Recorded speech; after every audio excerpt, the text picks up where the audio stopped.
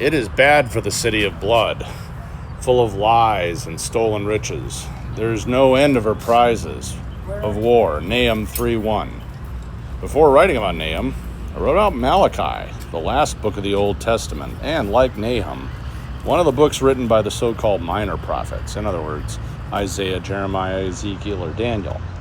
Malachi ends on a note of hope, looking forward to the time when the Lord would come and make all things new, something that was fulfilled in both Jesus' first and next comings. It's a hopeful and fitting way to end the volume that points to the arrival of the Prince of Peace.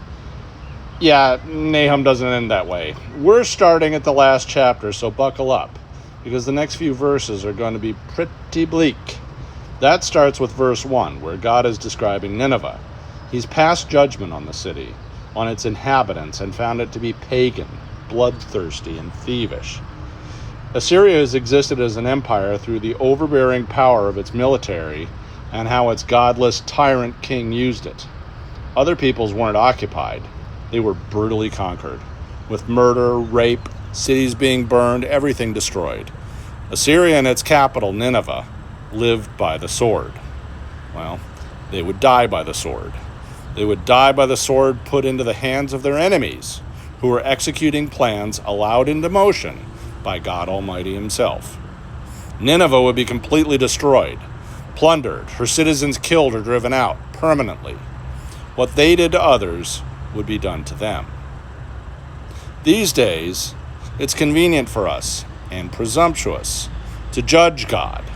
If God is a God of love, how can he kill all those people? This is ground we've been over many times. Ours is a God of love and justice.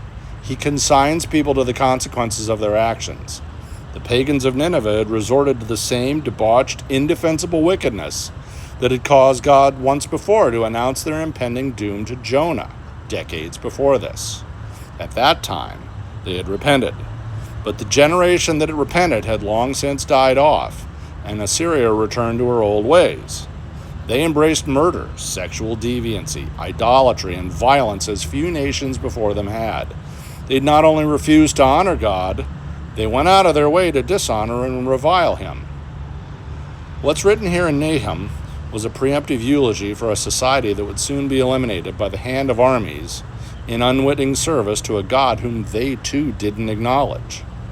Perhaps we too also aren't willing to acknowledge that, to maintain holy justice, God respects the choices of people who reject him.